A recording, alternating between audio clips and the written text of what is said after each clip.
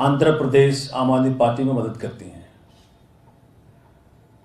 मेरे immediate right में रामा कोटैया चिन्नम साहब हैं। मेरे इमीडिएट लेफ्ट में अतिली राजू जी हैं और सेकंड लेफ्ट में इंदिरा सोबन जी हैं, जो कि आम आदमी पार्टी तेलंगाना में सर्च कमेटी के चेयरपर्सन हैं। साथियों, हर तरफ से आज हर पार्टी में जो हमने एक कॉल दिया था कि जिस किसी पार्टी में वो सारे व्यक्ति जिनको धर्म और जाति की राजनीति कर रही पार्टियों से उकता गए हैं,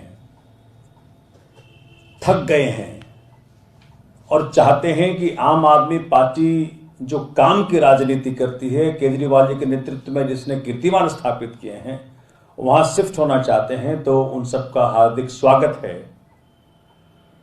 तो आज आपके साथ साझा करके बहुत मुझे खुशी हो रही है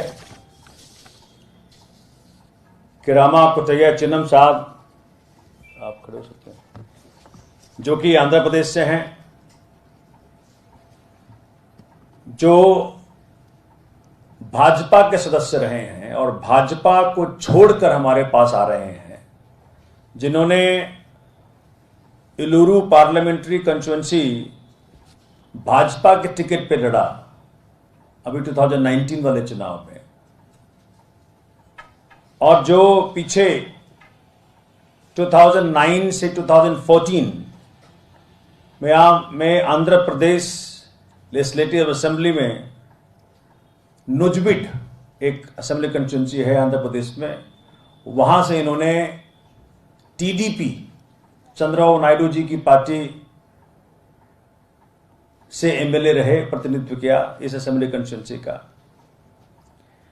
ये ट्रेड यूनियन एचएमडीए जब ये सर्विस कर रहे थे एचएमडीए में, तो वहां के एम्प्लॉइज का जो ट्रेड यूनियन है उसके जनरल सेक्रेटरी रहे फॉर 14 ईयर्स, 1-2 साल नहीं, 14 साल ट्रेड यूनियन रहे। तो आज मैं उनका अरविंद केजरीवाल जी की तरफ से आम आदमी पार्टी में हार्दिक स्वागत करता हूं कि इन्होंने इस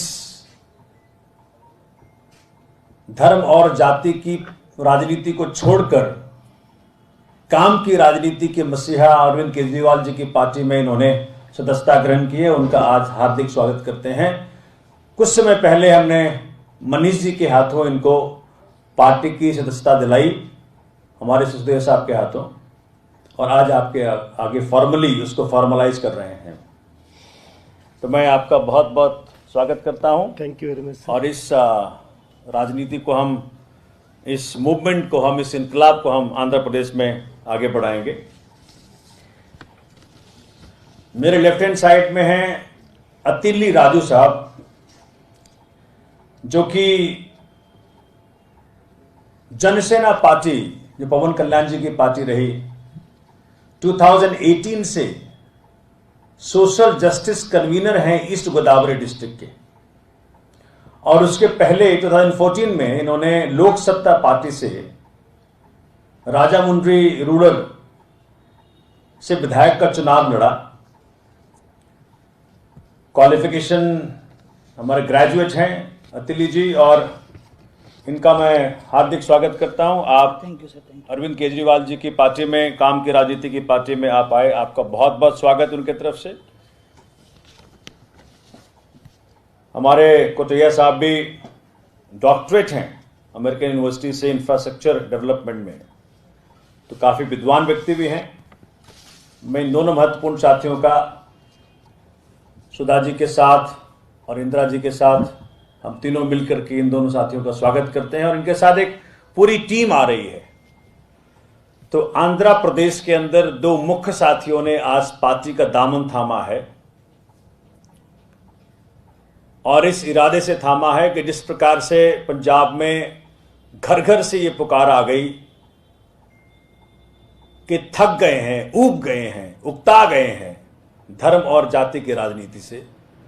अब काम की राजनीति चाहिए, समस्याओं का समाधान चाहिए, भूख का इलाज चाहिए, अच्छी शिक्षा चाहिए, अच्छे स्वास्थ्य चाहिए, सड़क चाहिए, बिजली चाहिए, पानी चाहिए। तो मैं आज आम आदमी पार्टी आंध्र प्रदेश खास करके लिए बहुत ही महत्वपूर्ण दिन समझता हूं और दोनों साथियों का तहे दिल और अरविंद केजरीवाल जी की तरफ से, अपने राष्ट्रीय कन्वीनर की तरफ से हार्दिक स्वागत करता हूं। अब मैं, चूंकि कई सारे बातें और करनी है लेकिन वो अलग से करेंगे, अलग बहुत सारी घटनाएं घट रही हैं तेलंगाना में भी। केसीआर साहब बहुत परेशान हो रहे हैं, होना भी चाहिए। जो रोल आज तक बीजेपी या कांग्रेस को करना चाहिए था एज अपोजिशन पार्टीज, वो आम आदमी पार्टी कर रही है, उस पर अलग से हम आपसे चर्चा करेंगे। आज मैं विधिवत रूप से दोनों साथियों का आम आदमी पार्टी की टोपी और पटका पहना के उनको हम आत्मसात करेंगे और अरविंद केजरीवाल जी की सेना जम्मू कश्मीर से लेकर कन्याकुमारी तक बढ़ती जा रही है। आम आदमियों की सेना ये बढ़ती जा रही है, काफिला बढ़ता जा रहा है। ये बहुत ही सुनहरे आने वाले समय में, बहुत वही स्लोगन किसी और ने दिया, अच्छे दिन कर हम रहे हैं। तो परमात्मा का आशीर्वाद केजरीवाल जी के हाथ और मजबूत हों। 2024 में इस देश के अंदर जब बातचीत हो कि हु वर्सेस हु, तो मोदी वर्सेस केजरीवाल का जो संकल्प हम सब साथियों का है, उसे आज के ज्वाइनिंग से और बल मिल रहा है। मैं दोनों साथियों का हार्दिक अभिनंदन करता हूं और अब इनको हम टोपी और पट्टा पहना के विधिवत रूप से पार्टी में आत्मसात करेंगे।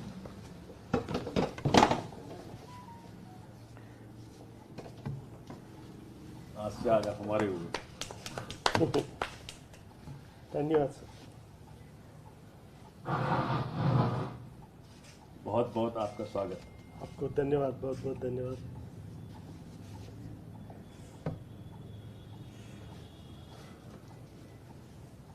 Heartiest congratulations. Thank you, sir. Thank you.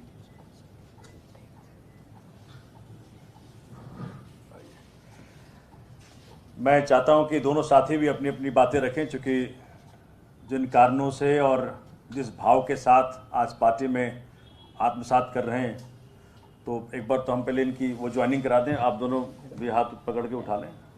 This is the force which is to empower Arvind Kejriwal ji, give that credible option 24। एक बार बैठ जाएं और आप दोनों भी एक एक मिनट में अपनी बात रखें कि क्यों और कैसे। प्लीज। सभी को प्रणाम। You can speak in Telugu also. Okay. You can mix it. No, let it go in Telugu, in your language. Yeah. Please. అందరికీ నమస్కారం. ముఖ్యంగా ఈరోజు నన్ను ఆమ్ ఆద్మీ పార్టీలో కేజ్రీవాల్ గారి నాయకత్వంలో పనిచేయడానికి అనుమతించి నన్ను పార్టీలో జాయిన్ చేసుకున్నందుకు ఆమ్ ఆద్మీ పార్టీ కేజ్రీవాల్ గారికి, సిసోడియా గారికి, సోమనాథ్ భారతికి, ప్రతి ఒక్కరికి నా హృదయపూర్వక నమస్కారాలు, ధన్యవాదాలు. నేను ఆంధ్రప్రదేశ్లో గతంలో ఎమ్మెల్యేగా పనిచేస్తున్నాను అండ్ నేను పార్లమెంట్ ఎంపీగా కూడా పోటీ చేస్తున్నాను. కాకపోతే ఇప్పుడు ఆంధ్రప్రదేశ్లో సంక్షేమం అనేది ప్రభుత్వం ఇచ్చిన కమిట్మెంట్ ప్రకారం డబ్బులు అకౌంట్లో వేస్తూ ఉన్నారు, కానీ ప్రజలు కోరుకునే అభివృద్ధి ఏమాత్రం జరగట్లేదు. సంక్షేమంతోనే మన బతుకులు బాగుపడతాయని ప్రజలు భావించట్లేదు, అభివృద్ధి కావాలని కోరుకుంటున్నారు. కానీ అక్కడ అధికారంలోకి వచ్చిన పార్టీ, గతంలో అధికారంలో ఉన్న చంద్రబాబు గారి పార్టీ వైఫల్యం చెందడంతో అన్ని రంగాల్లో ప్రజలు ఓడించి వైసీపీ జగన్మోహన్ రెడ్డి గారి పార్టీని అధికారంలో తెచ్చారు. ఈ పార్టీ వచ్చి 2.5 సంవత్సరాలైనా అధికారాన్ని ఎట్లా కాపాడుకోవాలి, లేకపోతే రాష్ట్రంలో ఆర్థిక పరిస్థితుల్ని మెరుగుపరచలేక, అభివృద్ధి చేయలేక ప్రజలకి భవిష్యత్తు అంధకారం చేసిన పరిస్థితులు ఉన్నాయి. ఈ పరిస్థితుల్లో ఇవాళ పంజాబ్ అరవింద్ కేజ్రీవాల్ గారికి సేవలు వినియోగించడానికి ముందుకొచ్చి అంత పెద్ద మెజారిటీ ఇచ్చి అక్కడ ప్రభుత్వం ఏర్పాటు చేసుకున్నప్పుడు ఇప్పుడు అరవింద్ కేజ్రీవాల్ గారు ఢిల్లీకి పరిమితం అవడానికి వీల్లేదు. వెన్ టు పంజాబ్ ఆంధ్రప్రదేశ్కి కూడా రావాల్సిన బాధ్యత ఆయనకు ఉంది. ఎందుకంటే మాకు కూడా అనేక సమస్యలు ఉన్నాయి. మాకు కూడా మంచి విద్య కావాలి, మంచి స్కూల్స్ కావాలి, మంచి వైద్యం కావాలి, మంచి రోడ్లు కావాలి, మంచి పరిపాలన కావాలి, అవినీతి లేని పరిపాలన కావాలి. ఇవన్నీ కావాలంటే ఇవాళ దేశంలో ఒక్క అరవింద్ కేజ్రీవాల్ గారు తప్ప ఇవ్వగలిగే పార్టీలు దాదాపుగా కనపట్టలేదు. మేము కూడా రాజకీయాల్లో అటువంటి ఆశయంతోనే వచ్చాం కాబట్టి మా ఆశయ సాధనకే మా ప్రాంతం కూడా ఢిల్లీ ప్రజలు ఎంత సంతోషంగా ఉన్నారో అంత సంతోషంగా ఉండాలంటే ఆమ్ ఆద్మీ పార్టీని తీసుకెళ్ళాలి. మేమంతా ఆమ్ ఆద్మీ పార్టీతో కలిసి పనిచేయాలనే ఉద్దేశంతో ఆమ్ ఆద్మీ పార్టీలో జాయిన్ అవ్వడం జరిగింది. రాబోయే రోజుల్లో ఆంధ్రప్రదేశ్ ప్రజలు ఇవాళ ప్రత్యామ్నాయం లేదని బాధపడే ఆంధ్రప్రదేశ్ ప్రజలు తప్పకుండా ఆమ్ ఆద్మీ పార్టీని ఒక గొప్ప ప్రత్యామ్నాయంగా స్వీకరిస్తారని మేము ఆశిస్తూ ఈ పార్టీ బలపడటం కోసం అహర్నిశలో పనిచేస్తామని ఈ సందర్భంగా నేను తెలియజేస్తూ thank you. Wonderful. Now I'll request Atili Raju Saab to say something on this auspicious occasion of joining a party whose ideals are Shahid Bhagat Singh and Baba Ambedkar.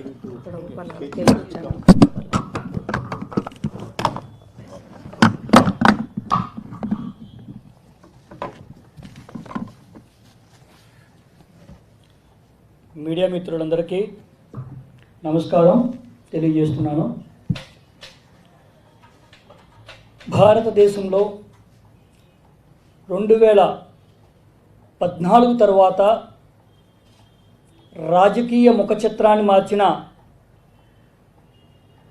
భారత ధృవతారగా భవిష్యత్ తరాలను ఒక దిక్సూచిగా నిలబడుతూ రాజకీయం అంటే సంపన్న వర్గాల పట్ల ప్రాధాన్యపడుతూ సామాన్య బడుగు బలహీన వర్గాలన్నీ కూడా వారు చెప్పు చేతుల్లో ఉంటూ భారత రాజ్యాంగ నిర్మాత డాక్టర్ బాబాసాహెబ్ అంబేద్కర్ గారి యొక్క ఆశయాలను తూట్లు పడుస్తూ కేవలం రాజకీయం అంటే కొన్ని వర్గాల చెప్పు చేతుల్లో ఉండే విధానాన్ని పూర్తిగా మటుమాయం చేసిన నేటి యువతకు ఎంతో ఆదర్శంగా నిలుస్తూ ఉంటున్న మన ఆమ్ ఆద్మీ పార్టీ ఢిల్లీ వైపు 130 కోట్ల మంది ప్రజలు చూసే విధంగా ఈ రోజున నిలిచిన మన సీఎం కేజ్రీవాల్ గారికి, అలాగే పెద్దలు సోమనాథ్జీ గారికి, అలాగే ఈ రోజున భారత రాజకీయాలను ఒక ఉత్తరాది వైపునే కాకుండా దక్షిణాది వైపున ఉన్న కులతత్వాన్ని పూర్తిగా మతిమాయి చేస్తూ ఆమ్ ఆద్మీ పార్టీ ఆంధ్రప్రదేశ్ మరియు తెలంగాణ ప్రాంతాల వైపుకు ఈ రోజున చూసే పరిస్థితి ప్రజలకు కల్పించారు. మేము స్వాగతించుకుంటూ ఈ రోజున ఆంధ్రప్రదేశ్పై ప్రాంతీయ తత్వంతో, కులతత్వంతో ప్రాంతీయ పార్టీలు, మతతత్వంతో బీజేపీ పార్టీ ఒక ఒప్పందం చేత రాబోయే 2024 ఎన్నికల్లో ఒక వ్యూహాత్మకమైన అడుగులు వేస్తూ ఈ రాష్ట్రాన్ని, ఆంధ్రప్రదేశ్ రాష్ట్రాన్ని మరింత అప్పులు పాలన చేసే పరిస్థితికి తీసుకొస్తున్నారు. ఈ రోజున ఆంధ్రప్రదేశ్ రాజకీయాల్లో లక్షల కోట్ల రూపాయల అప్పులతో ప్రాంతీయ పార్టీలు శీర్షక భాగాలతో ప్రజల యొక్క ఆర్థిక వ్యవస్థను, రాజకీయ వ్యవస్థను అలాగే సామాజిక వ్యవస్థను చిన్నాభిన్నం చేస్తూ ఈ రోజున రాజకీయాలు నడిపిస్తున్నారు. అటువంటి ప్రాంతంలో అటువంటి స్థానంలో ఆంధ్రప్రదేశ్కి ఆమ్ ఆద్మీ పార్టీ అవసరం ఎంతైనా ఉందని ఈరోజు మేమెంతో ఆతృతగా ఎదురు చూస్తున్న కోట్లాది మంది ప్రజలకి ఆమ్ ఆద్మీ పార్టీ తరఫున మా 5 ఓట్ల ఆంధ్రప్రదేశ్ ప్రజల తరఫున మేము హృదయపూర్వకంగా స్వాగతం పలుకుతున్నాము. ఈ రోజున రాష్ట్ర వ్యాప్తంగా అనేక వ్యవస్థాకృతమైన ఇబ్బందులు, ప్రాంతీయ తత్వాలతో కొన్ని వర్గాల ప్రజలకు ఎటువంటి రాజకీయ సామాజిక ఎటువంటి ఫలాలు అందకపోవడం చాలా ఇబ్బందికరమైన వాతావరణం ఉంది. అవినీతిని అంతం చేయాలి, అవినీతిని పూర్తిగా ప్రక్షాళన చేసి అలాగే రాజకీయంగా అందరినీ సమూలంగా సమాన అవకాశాలు కల్పించాలని చూస్తున్న ఆమ్ ఆద్మీ పార్టీ తరపుకి మేమెంతో ఆకర్షితులమయ్యి ఈ రోజున ఒక సిద్ధాంతపరంగా ఒక సైద్ధాంతిక సిద్ధాంతంతో మహాత్మా జ్యోతిరావు పూలే, బాబాసాహెబ్ అంబేద్కర్ గారు, భగత్ సింగ్ వంటి వారి త్యాగాలను మేము స్మరించుకుంటూ ఈ రోజున ఎంతో ఉద్దేశంతో ఆంధ్రప్రదేశ్ 2024లో ఆమ్ ఆద్మీ పార్టీని పంజాబ్, ఢిల్లీ తరహాలో అధికారంలోకి తీసుకురావాలని మా యువత అంతా కూడా స్వాగతిస్తూ ఆర్నిసులు ఆశగా ఎదురు చూస్తున్నాం. ఈ అవకాశం కల్పించిన సుశీల్ గారికి మరోసారి ధన్యవాదాలు తెలియజేస్తున్నాం. Thank you sir. मैं दोनों साथियों ने जो अपनी बातें रखी उनके लिए बहुत बहुत धन्यवाद करता हूं और हम सब मिलकर के आंध्र प्रदेश का कायाकल्प करेंगे. साथियों, एक और कंसर्न है जो तेलंगाना को लेकर के है.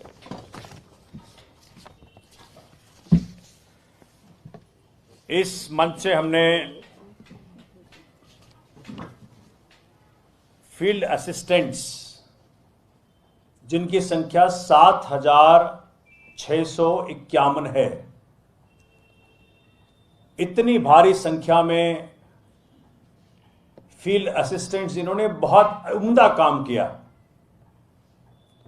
मार्च 2020 में उन्हें जॉब से हटा दिया गया और दिसंबर से मार्च तक सैलरी भी नहीं दी गई और तब से लेकर आज तक वो स्ट्रगल कर रहे हैं. हमने इस मंच से और तेलंगाना के अंदर बहुत जोर शोर से उनके मुद्दे को उठाया, चूंकि 62 और अब तो 69 तक हो गया, 69 फील्ड असिस्टेंट्स ने सुसाइड कर लिया. केसीआर साहब को उनका श्राप लगेगा, उनके परिवार का श्राप लगेगा. हाईकोर्ट ने आदेश दिया कि इनको वापस रखिए. हाईकोर्ट के भी कंटेम्प्ट में है ये.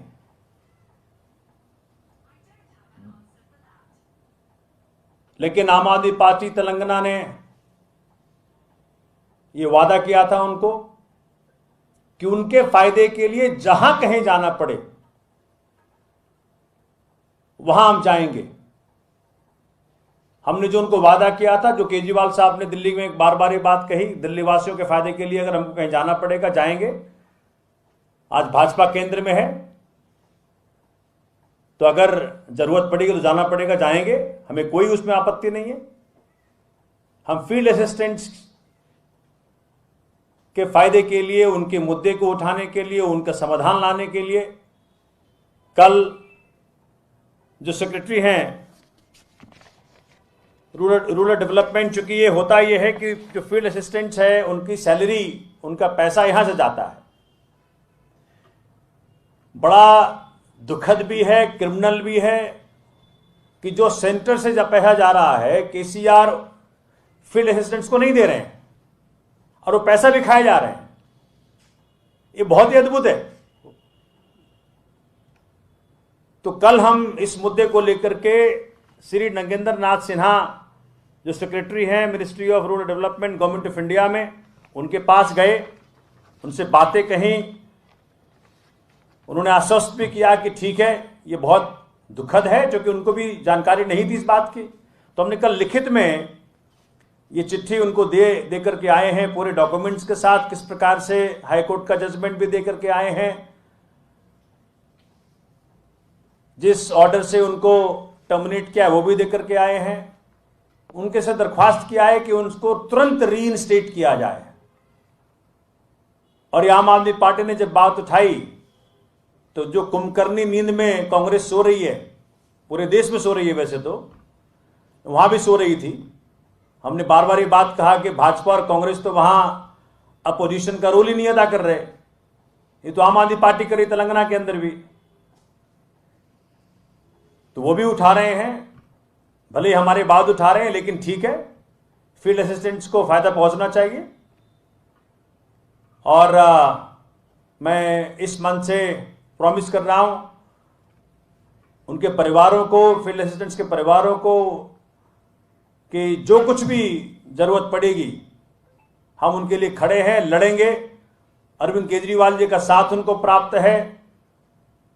जैसा हमने पहले कहा, 14 अप्रैल से हम वहां पद यात्रा शुरू करने वाले हैं तेलंगाना में। फील्ड असिस्टेंट्स के इश्यूज को भरपूर तरीका से हमने उठाया है। जब तक उनको फायदा नहीं पहुंचेगा, पूरा फायदा नहीं पहुंचेगा, तब तक हम उनकी लड़ाई लड़ते रहेंगे। फिर उनका साथ भी चाहिए हमें, क्योंकि और भी जो वर्ग है वहां जिनको, जो आज मुश्किल में है, जिन्हें तकलीफ है सरकार, जैसे वो विद्या वॉलंटियर्स हमारे हैं या वीसीए हैं, तो इस प्रकार से कई सारे वर्ग मतलब बहुत मुसीबतों में हैं। तो मैं सभी साथियों को आश्वस्त करता हूं, जिस तरह से फील्ड असिस्टेंट्स के साथियों का हमने मुद्दा उठाया, उनका भी मुद्दा उठाएंगे। और जब तक न्यायपूर्ण रूप में नहीं मिलेगा, और जंतर मंतर पे भी बहुत जल्द बहुत सारे लोग हमारे, चूंकि वैसे तो ये तेलुगु में है, तो ये ठीक है, आपने बता दिया, अच्छा किया, कि जो अभय स्तंभ के जो साथी थे, जिनके पैसे सरकार रिटर्न नहीं कर रही थी, वो एक्नॉलेजमेंट है, जो कि अखबार कटिंग में लेके आया हूं। जब आम आदमी पार्टी तेलंगाना ने उनका मुद्दा उठाया, तो मंत्री ने आगे आकर के इस मुद्दे को कहा कि जी हां, हम उनके ड्यूज को रिलीज करेंगे। तो ये कांग्रेस और बीजेपी तेलंगाना में कुंभकर्णी नींद सो रही थी, एक भी मुद्दा सरकार के खिलाफ नहीं उठाती है। तो मुझे बहुत खुशी है कि जब हम यहां पुरजोर तरीके से मुद्दा उठा रहे हैं, तो रिलीफ भी धीरे धीरे आ रहा है। हाँ, असली रिलीफ और नेचुरल रिलीफ, ऑटोमेटिक रिलीफ, बगैर मांगे, बगैर प्रोटेस्ट किए रिलीफ, वो तभी आएगा जब आम आदमी पार्टी की सरकार बनेगी। लेकिन जब तक सरकार नहीं बनती, तब तक हम खूब लड़ेंगे और सबके हक के लिए लड़ेंगे।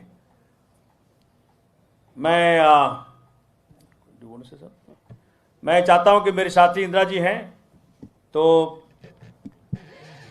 इस बात को, इसमें कुछ रह गया तो उसको ऐड करें और इन मुद्दों के ऊपर आपको अवगत कराएं।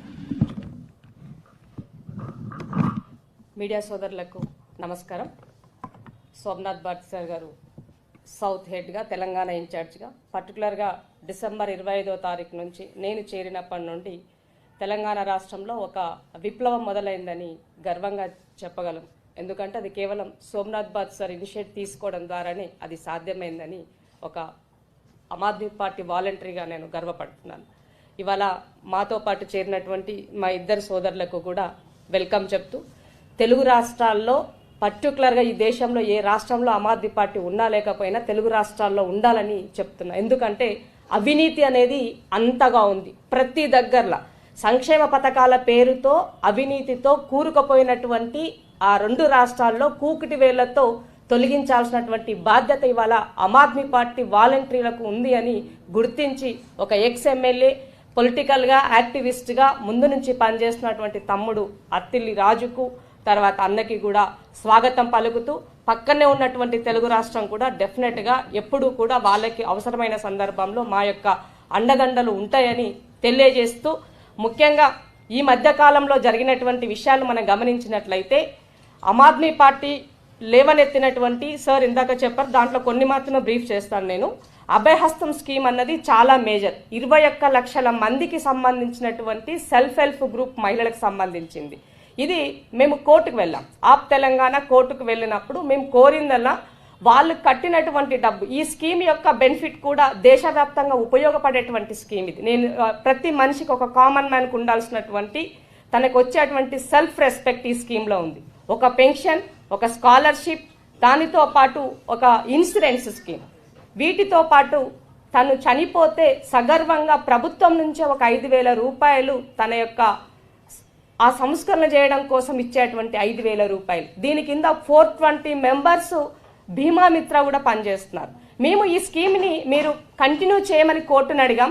ఇన్ కేసు మీరు చేయలేని సందర్భంలో ఉన్నట్లయితే అసెంబ్లీలో చట్టాన్ని రద్దు చేశారు కాబట్టి కనీసం ఉన్నటువంటి ఈ సభ్యులను ఇంకొక స్కీమ్కి డైవర్ట్ చేయండి అని ఒక అంశంగా ఇచ్చాము. వీళ్ళు కట్టినటువంటి డబ్బులకు గవర్నమెంట్ కాంట్రిబ్యూట్ చేసినటువంటి అమౌంట్తో మొత్తాన్ని ఇంట్రెస్ట్తో సహా 1,074,24,00,000 రూపాయలు ప్రభుత్వం ఇవ్వాలని అడిగాము. తర్వాత మార్చ్ 21, 2020లో మీరు అసెంబ్లీలో రద్దు చేశారు కాబట్టి ఆ రోజు వరకు ఎవరైతే ఈ స్కీమ్ కింద ఉన్నటువంటి బెనిఫిషరీస్ వీళ్ళు ఉన్నారో వాళ్ళందరికీ కూడా మీరు ఆ బెనిఫిట్ ఇవ్వాలని చెప్పేసి అడిగాం. కానీ మేము అడిగిన తర్వాత కోర్టు కూడా గవర్నమెంట్కి సూచించింది, వితిన్ 6 వీక్స్లో మీరు దీనిపైన మీ యొక్క రెస్పాండ్ ఇవ్వని అడిగింది. మేము అడిగిన 2 రోజులకే మంత్రి గారు స్పందించారు, హరీష్ రావు గారు స్పందించి మేము 2-3 రోజుల్లో ఇస్తామని చెప్పారు. కానీ 2-3 డేస్లో మీరు చెప్పినటువంటి దాంట్లో మీరు కేవలం వాళ్ళు కట్టినటువంటి ప్రీమియం, దానికి గవర్నమెంట్ కాంట్రిబ్యూట్ చేసినటువంటి అమౌంట్ రెండూ కలిపి కేవలం 545 crores మాత్రమే మేము చేస్తున్నామని మీరు వేసినటువంటి కమిటీ చెప్పింది. మేము అడుగుతున్నదేంటి, మేము ఆర్టీఐలు అడిగినటువంటి దాంట్లో ఎల్ఐసి దగ్గర ఉందని చెప్పారు 1,074 కోట్లు. తిరిగి ఈ మధ్య కాలంలోనే ప్రభుత్వానికి చేరినవి సెల్ఫ్ ఆర్గనైజేషన్లో ఉన్నాయని చెప్పారు. మరి ఆ సెల్ఫ్ ఆర్గనైజేషన్ దగ్గర ఉన్నటువంటి 1,074,24,00,000లో 545 కోట్లే ఎందుకు ఇస్తున్నారు అని అడుగుతున్నాను నేను. ఇంట్రెస్ట్ మీరు తినాలని అనుకుంటున్నారు అడుగుతున్నాం.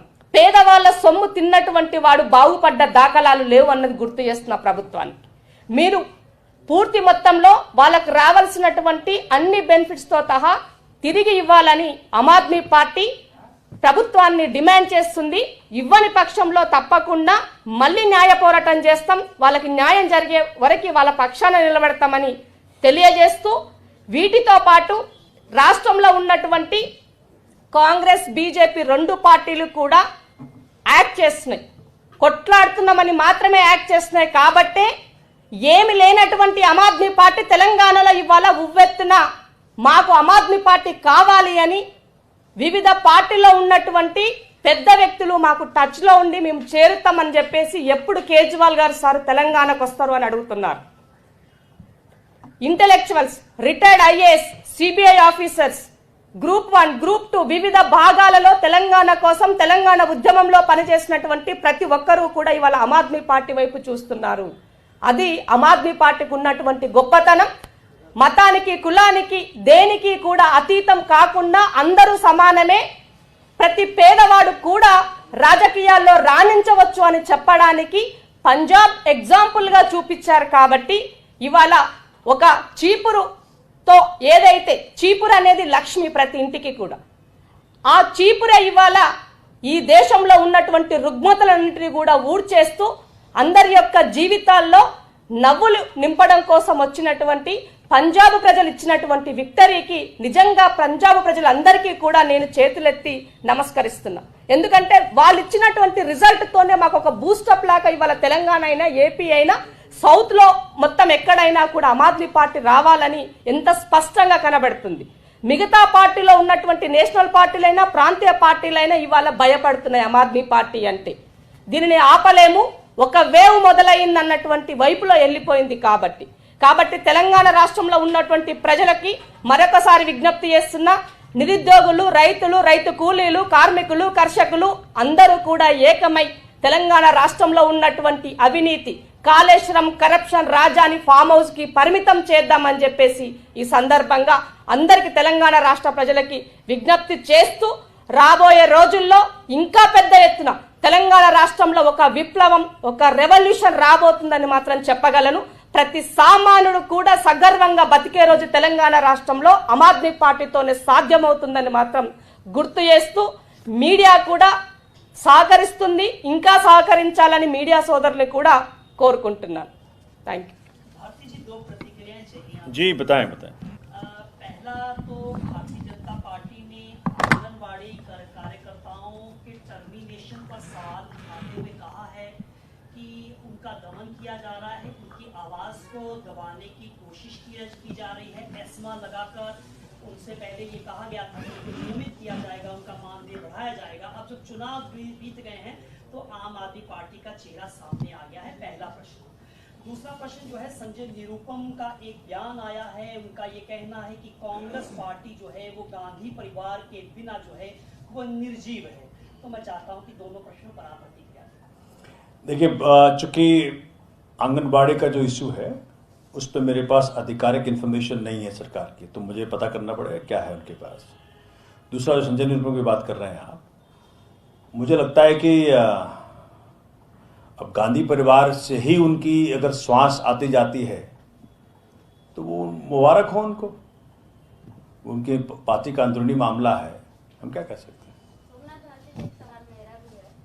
अभी जिस तरीके से आप देख रहे हैं कि एमसीडी चुनाव को लेकर लगातार बातें चल रही हैं, ऐसे में गौतम गंभीर जो सांसद हैं भाजपा से, उनका एक बयान आया है। उन्होंने कहा कि जिस तरीके से बीते 5 साल तक दिल्ली में शासित आम आदमी पार्टी ने फंड को लेकर एमसीडी को बहुत परेशान किया है, ऐसे में अगर यूनिफिकेशन होता है तो डायरेक्ट फंड जो है सेंटर से एमसीडी को आएगा और फिर ये सारी परेशानी दूर हो जाएगी। इसके ऊपर आपकी क्या प्रतिक्रिया? मुझे लगता है कि गौतम गंभीर साहब के पास वो इन्फॉर्मेशन नहीं है या वो अपडेटेड नहीं रहते हैं। अगर आपको याद हो कि पिछले एमसीडी चुनाव के दौरान जो उस वक्त के अध्यक्ष थे मनोज तिवारी जी, उनके कई सारे बयान हैं जिसके ऊपर जो सवाल किसी जर्नलिस्ट ने किया था किसी पत्रकार वार्ता में, तो उन्हें उनके साथ दुर्व्यवहार भी हुआ था। उन्होंने साफ साफ कहा था कि आप हमें वोट दो, हम सेंट्रल गवर्नमेंट से फंड लेके आएंगे। नंबर 1, तो आज भी कोई रुकावट नहीं है फंड्स आने में अगर सेंट्रल गवर्नमेंट देना चाहती है। जहां तक दिल्ली गवर्नमेंट की बात है, दिल्ली गवर्नमेंट के पास एक नया पैसा एमसीडी का बकाया नहीं है।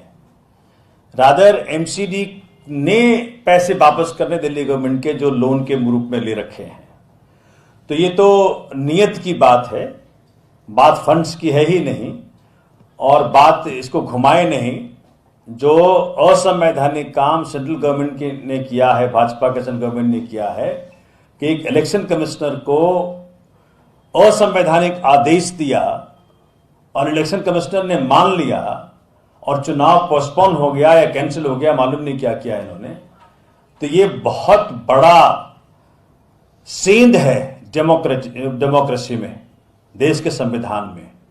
हमें पता था कि इलेक्शन कमिश्नर और इलेक्शन कमीशन भाजपा से आदेश लेता है, लेकिन पहली बार खुल्लम खुल्ला ये स्टेज के ऊपर इलेक्शन कमिश्नर ने खुद माना, तो ये अब जग जाहिर हो गया कि भाई इलेक्शन कमीशन कितना बायस्ड है, कितना कंप्रोमाइज्ड है, किस प्रकार से चुनावों के अंदर भाजपा को फायदा पहुंचाता है, ये जग जाहिर हो गया। लेकिन आपको क्या लगता है, is it possible to get the fund from the centre? क्योंकि 5 साल पहले जिस तरीके से मनोज तिवारी ने कहा था और पूरे 5 साल बीत जाने के बाद भी सेंटर से फंड नहीं आया, तो ये मनोज तिवारी बताएंगे आपको। अगेन फिर यही स्टेटमेंट गौतम गंभीर। मैंने कहा ना, नियत की कमी है। आप देखिए दिल्ली के अंदर कितना ज्यादा, हमसे ज्यादा किसी को तंग किया गया होगा भाजपा के द्वारा। इतना तंग किए जाने के बावजूद भी जब नियत ठीक हो, माननीय मुख्यमंत्री एलजी हाउस में जाकर के इतने दिन रहे, तब जाकर के सीसीटीवी कैमरा का हमारा प्रोजेक्ट पास किया, अगर आपको याद होगा तो।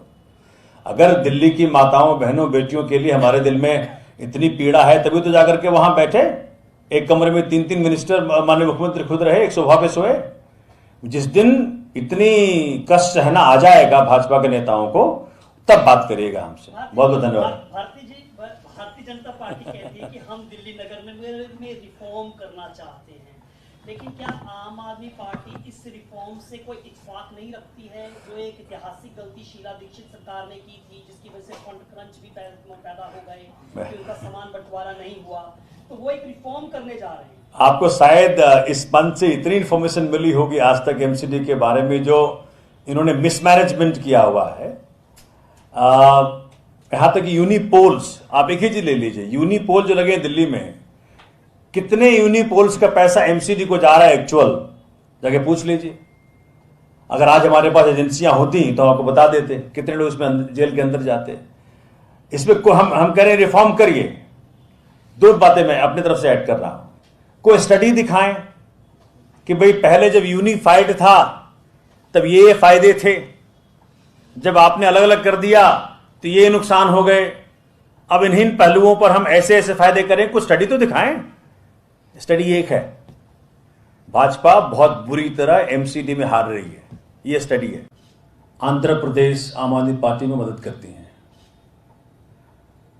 मेरे इमीडिएट राइट में रामा कोटैया चिन्नम साहब हैं,